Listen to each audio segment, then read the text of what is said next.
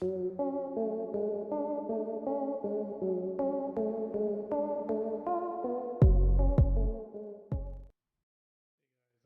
is just a quick video of a model kit I built, the Revell monogram number 46 car, Monte Carlo, driven by Woody Dallenbach Jr. Yeah, 124 scale. It's a pretty fun kit. Decals were an issue as usual with the Nascar kits.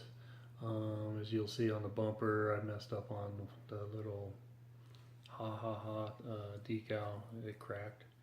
Besides that, it was pretty cool. So, anyways, it's one of those limited edition 1 to 10,000 kits, but it seems like you still find them pretty easy. So, comes with the certificate and all that stuff. So, but it's I think it's 90 or 92 piece kit. So, not much flashing involved on it. So it's pretty decent. So, anyways, slideshow following. If you haven't subscribed, please subscribe and leave comments below.